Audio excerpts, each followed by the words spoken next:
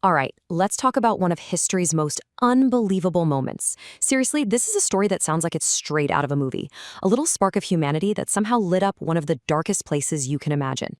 Just let that sink in for a second. We're talking about World War I, trench warfare.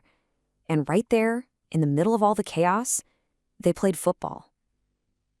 This one sentence captures a moment so completely surreal, you'd think it was a myth. But it happened. It was absolutely real.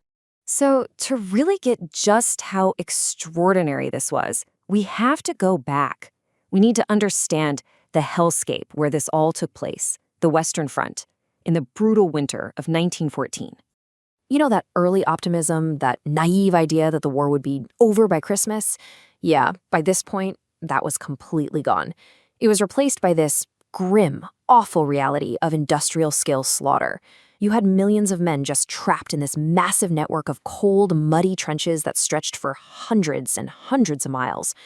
And separating those trenches was this terrifying, apocalyptic landscape they called no man's land. It was a place of constant fear, a killing field of mud and craters and barbed wire. It was really the ultimate symbol of the war's total despair. But then, on Christmas Eve, something totally remarkable started to happen. Out of all that mud and misery, the first hints of an unofficial, unspoken peace began to appear. It's almost magical, really. Can you imagine? You're a British soldier, you're freezing, and you're peering out into the darkness, expecting to see the flash of a sniper rifle. But instead, you see this.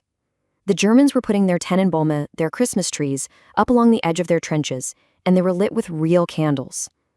It must have been just the most bizarre, beautiful beacon of peace in the middle of a war zone. And then came the sound. First from the German lines, this familiar tune, Still a Nacht. You know it as Silent Night. And then, in response, the British soldiers started singing their own carols, like the First Noel. It became a call and response, not with bullets, but with music. A chorus for Kees echoing right across no man's land. And this thing just escalated so fast. The singing on Christmas Eve turned into guys shouting, "Merry Christmas," and making promises not to shoot. By Christmas morning, the impossible was actually happening. Soldiers, who were enemies just hours before, were climbing out of their trenches, meeting in the middle, and, well, treating each other like human beings. This incredible moment of peace led to what is easily the most iconic part of the whole truce, the part that everyone remembers. The football match. And listen, this isn't just some legend passed down. We have first-hand accounts, like this one from Lieutenant Niemann of the German army. His words just capture the raw excitement of it all. For a little while, they got to forget there was a war on and just organize a game. I mean, just look at the quote-unquote stats for this match. It's wild. The field was frozen mud, the goalposts were just piles of coats, and for about 90 minutes, these guys in heavy army boots kicked a ball around in the freezing cold. Niemann famously said the Germans won 3-2, but who cares about the score, right? The real victory was that for 90 minutes there was no war. But, of course, a beautiful moment like this just couldn't last. The cold, hard reality of the war was still there, and you can bet the men in charge were not happy about any of this. So why did it end? Well, it was simple, really. The generals were horrified. They saw this fraternization, this friendship, as a direct threat to the war effort. I mean, what if the soldiers realized their so-called enemies were just like them and just stopped fighting? So strict orders came down from on high. The war is back on. The truce was over, and the killing continued for 4 more bloody years.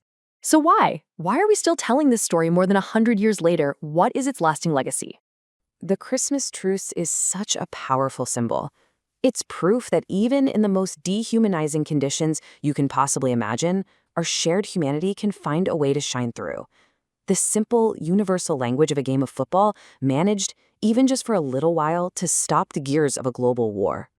And that really leaves us with a question, doesn't it? This story from 1914 shows us what's possible, even in the absolute darkest of times. It forces us to ask, in our own world today, with all the conflicts we face, what's it going to take for our shared humanity to win?